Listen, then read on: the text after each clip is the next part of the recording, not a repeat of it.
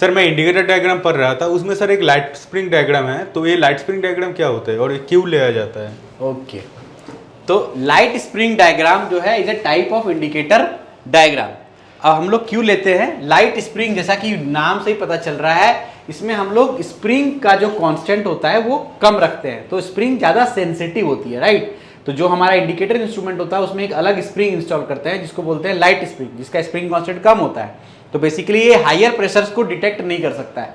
तो जैसे ही प्रेशर आपका कंप्रेशन प्रेशर के आसपास पहुंचने लगता है तो ये एक फ्लैट लाइन शो करता है, और उसके बाद जैसे ही प्रेशर ड्रॉप होता है एग्जॉस्ट वाल्व के ओपन होने के बाद, तो उस प्रोसेस को शो करता है। तो बेसिकली जब हम लोग स्कैवेंज एफिशिएंसी और एग्जॉस्ट एफिशिएंसी इन दोनों को अच्छे से इलेबोरेट करके देखने के लिए लाइट स्प्रिंग डायग्राम चेक करते हैं कि सही टाइम पे एग्जॉस्ट वाल्व खुलता है कि नहीं, प्रेशर ड्रॉप होता है कि नहीं, एग्जॉस्टिंग सही से हो रहा है कि नहीं, और स्कैवेंजिंग सही से हो रहा है कि नहीं। ये चेक करने के लिए लाइट स्प्रिंग डायग्राम ड्रॉ करते हैं। तो इसके लिए हम लोग एक लाइट स्प्रिंग इंस्टॉल करते हैं हमारे इंडिकेटर इंस्ट्रूमेंट में, और सेम जैसे कि पावर कार्ड लेते हैं उसी तरह इसको भी लेते हैं। तो इस वाले में क्या होता है, देखो आप कैसे प्लॉट होता है ये, जैसे ही यहां आपका स्कैवेंज पोर्ट ओपन होगा, प्रेशर इंक्रीज होना चालू हो जाएगा। उसके बाद क्या होगा, इस समय तक एग्जॉस्ट पोर्ट भी खुला हुआ है, इस पॉइंट पे आके एग्जॉस्ट वाल्व बंद हो जाएगा। जैसे ही एग्जॉस्ट वाल्व बंद होगा तो प्रेशर बढ़ना शुरू हो जाएगा,